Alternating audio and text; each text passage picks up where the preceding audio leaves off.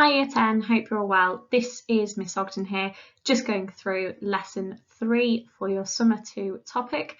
Today we're going to be looking at Mozart. Who was he? For today's lesson you will need with you your workbook, a pen, and that should be it.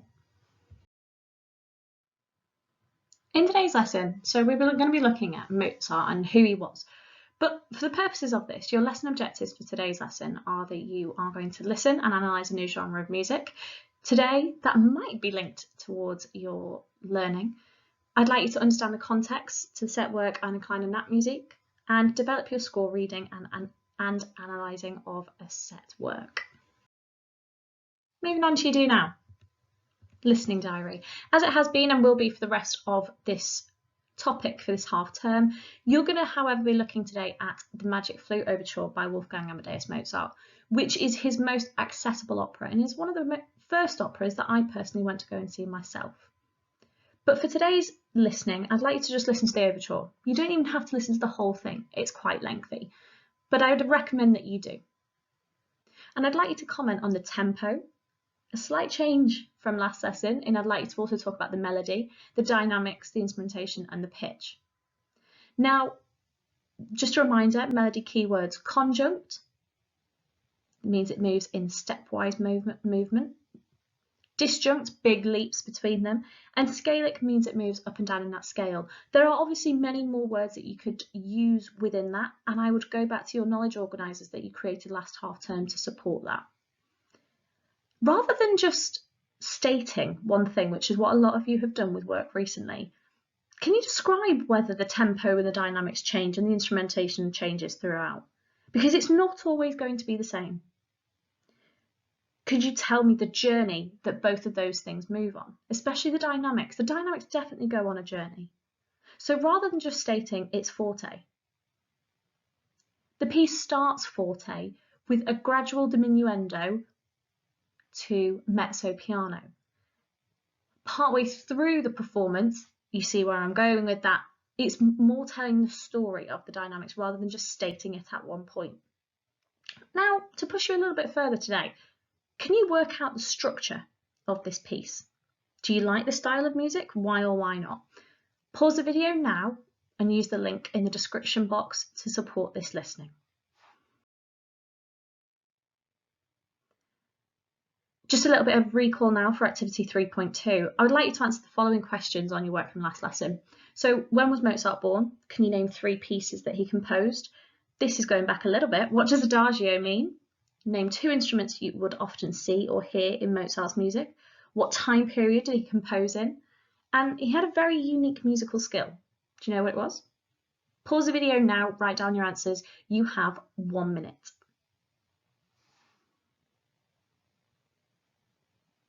Okay, so Mozart was born on the 27th of January in 1756 in Salzburg, Austria.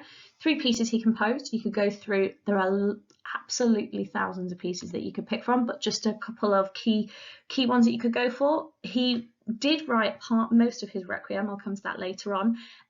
He also wrote The Marriage of Figaro. His piano sonatas were absolutely famous. I would recommend listening to quite a few of those. Don Giovanni, another one of his operas. His clarinet concerto. A brilliant piece that absolutely highlights and uses the full extent of the clarinet. And Eine kleine Nap music, funny enough, the one that we have to learn for our set work. Adagio, what does it mean? It literally translates as played slowly.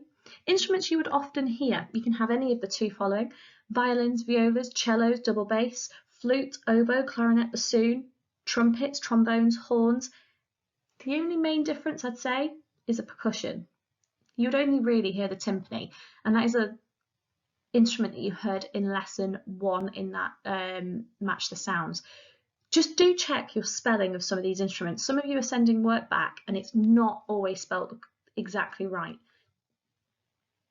Orchestra was much smaller in Mozart's days, remember? Nowhere near the vast size that you would see nowadays.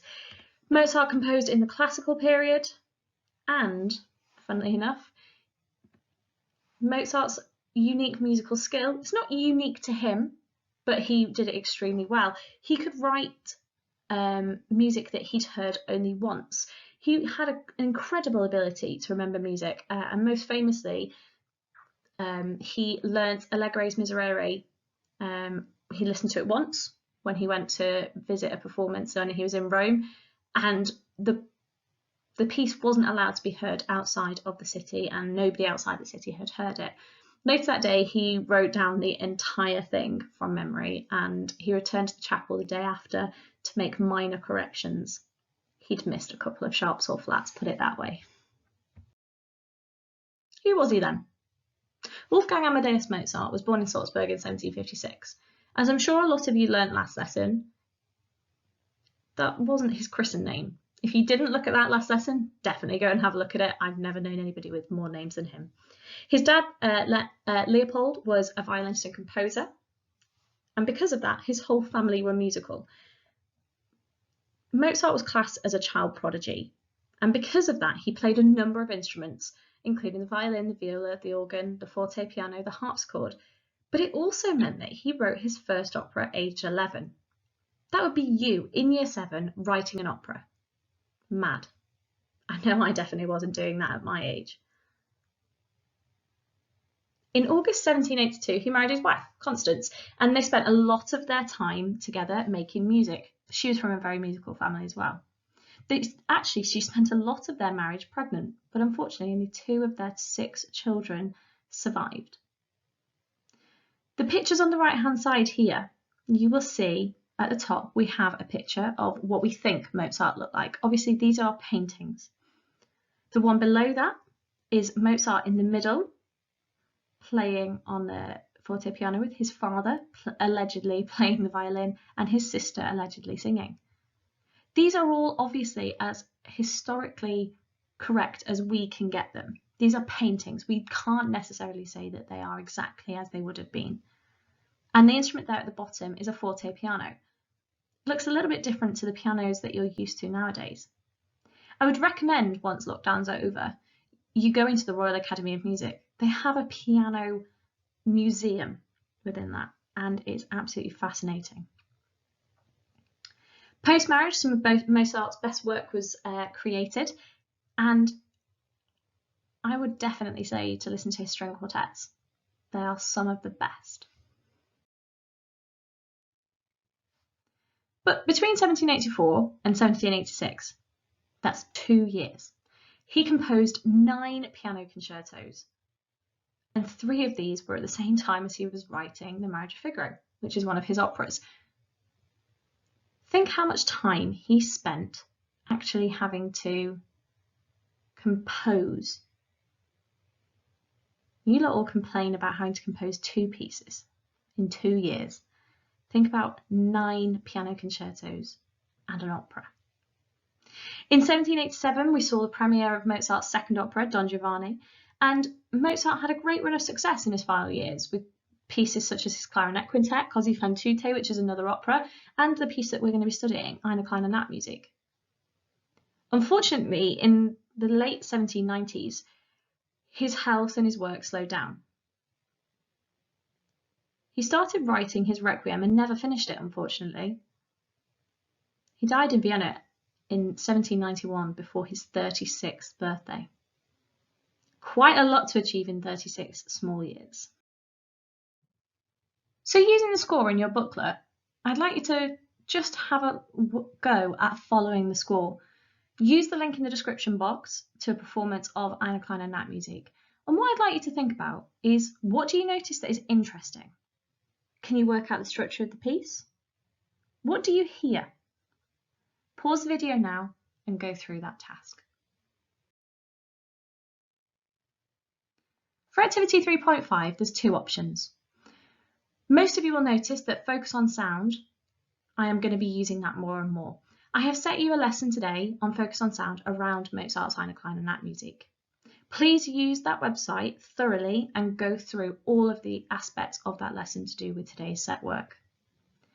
If you have issues with that, or you think that you won't be able to access it, I'd like you to answer the questions that are in your booklet.